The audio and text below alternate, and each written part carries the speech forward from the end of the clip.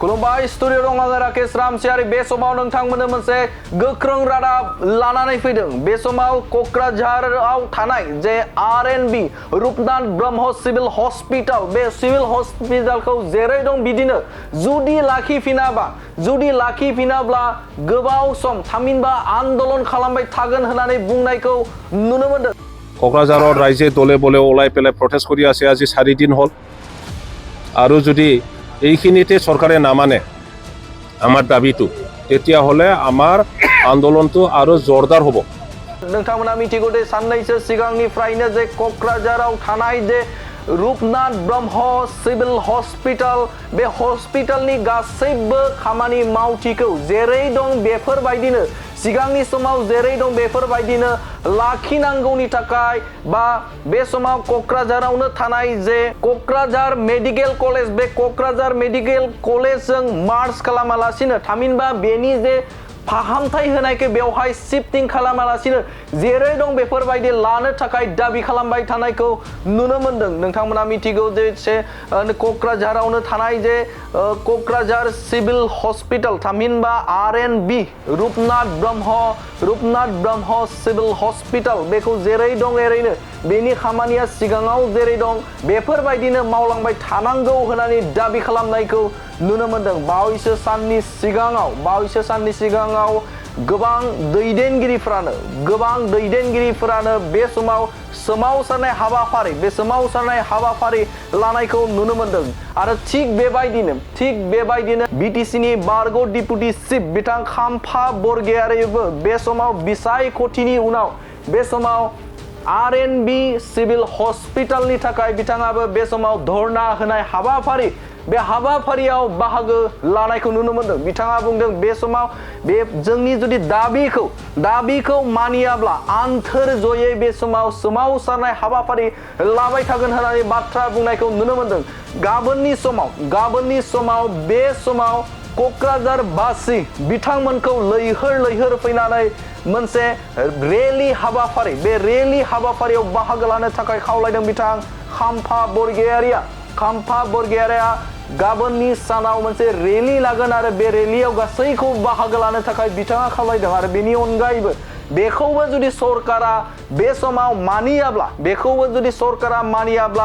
बे समाव बिथांमोना हांगार स्ट्राइक खालामगोन होननानै बाथ्रा बुंदों बिथां खाम्फा बरगयारिया।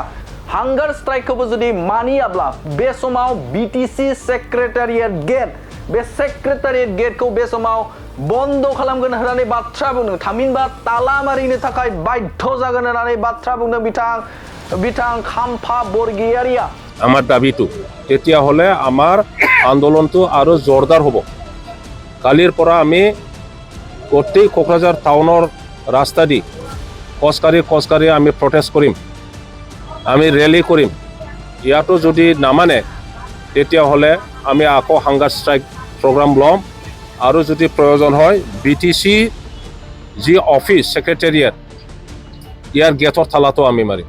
आरो बिथाङा बुंदों बे समाव जाखिनि देहा फाहामसालिया मोनसे समाव BPF खुंथाय समावनो बे समाव लाबोनाय जादोंमोन। दा BPF खुंथाय समावनो गायसनजादोंमोन आरो बेखौ नोजोर बोनानैनो बे समाव खाम्फा बरगयारिया गोख्रों रावजों फोरमायदों बा गोख्रों रावजों बाथ्रा बुंनायखौ नुनो मोनदों। जुदि बे समाव सरकारा जोंनि दाबिखौ जुदि मानिना लायाब्ला बे समाव BTC सेक्रेटारियेटखौ ताला मारिनो थाखाय बाध्य जागोन होननानै बाथ्रा बुंनायखौ नुनो मोनदों बिथां खाम्फा बरगयारिखौ बे समाव क'क्राझार आर.एन.बी देहा फाहामसालियाव रायजो राजाजों बे समाव ओंखारनानै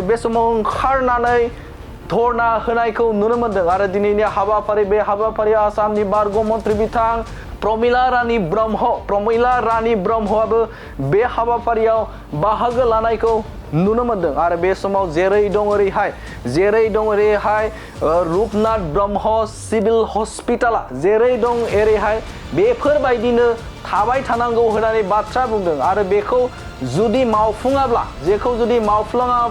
बे समाव गोबां धरना हाबाफारि लागोन होननानै बुंनायखौ नुनो मोनदों आरो गाबोननि सानाव क'क्राझार रूपनाथ ब्रह्म सिविल हस्पिटालनिफ्राय मोनसे रेलि हाबाफारि लागोन आरो बे रेलिनि गेजेरजों बेनिफ्राय जागायनानै डिसि मावख'सिम डिसि थामहिनबा क'क्राझार जिल्ला बेंगिरिनि मावख'सिम बे रेलिखौ लानाय जागोन होननानै बुंथिनायखौ नुनो मोनदों। बे समाव नोंथांमोननो बे खौरांखौ बे समाव होबाय। गोजोन्थों।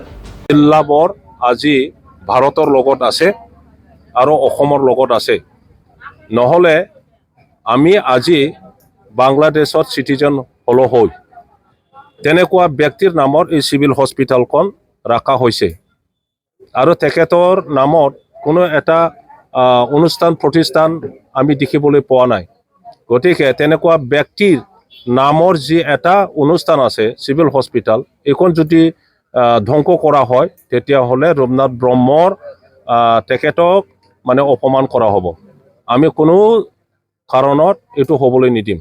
মেডিকেল কলেজটো ভালকৈ হওক আৰু চিভিল হস্পিটালখনত থাকিব লাগে। গতিকে আমি আন্দোলন কৰিছোঁ। কোকৰাঝাৰৰ ৰাইজে দলে বলে ওলাই পেলাই প্ৰটেষ্ট কৰি আছে আজি 4 দিন হ'ল। আৰু যদি এইখিনিতে চৰকাৰে নামানে আমাৰ দাবীটো, তেতিয়াহ'লে আমাৰ আন্দোলনটো আৰু জোৰদাৰ হ'ব। কালিৰ পৰা আমি গোটেই কোকৰাঝাৰ টাউনৰ ৰাস্তা দি খোজকাঢ়ি আমি প্ৰটেষ্ট কৰিম, আমি ৰেলী কৰিম।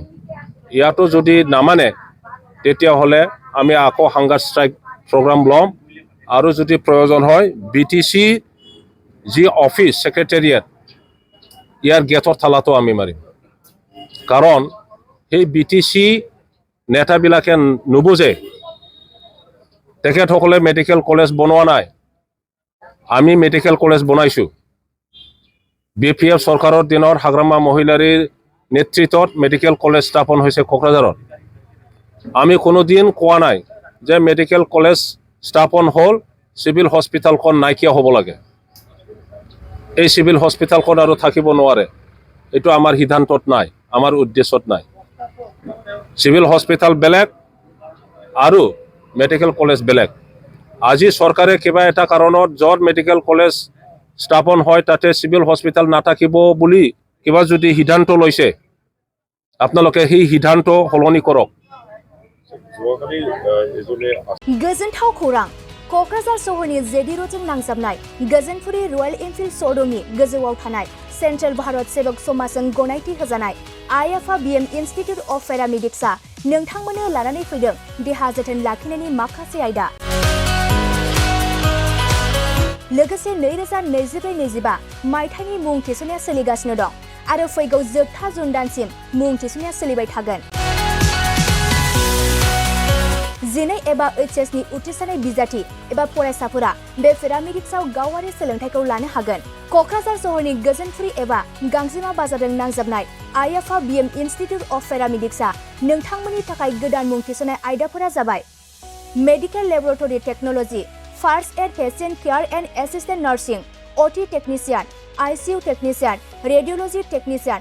बेफोर कर्सखौ 2 बोसोरनि गेजेरावनो आबुं खालामनानै BSS जों गनायथि होजानाय डिप्ल'माखौ लानो हागोन। लोगोसे गासैबो डिप्ल'माखौ लानायनि उनाव सोरखारि साख्रि मोननायनि सुबिदाबो दं। जुदि नोंथांमोना बेफोर कर्सनि थाखाय गोदानै मुं थिसननो गोसो दंब्ला आइएफआ BM इन्स्टिट्युट अफ पेरामेडिक्सनि 9395899391 एबा 9821663110 मबाइल नम्बराव थोंजों सुलाद लाहरनो हागोन।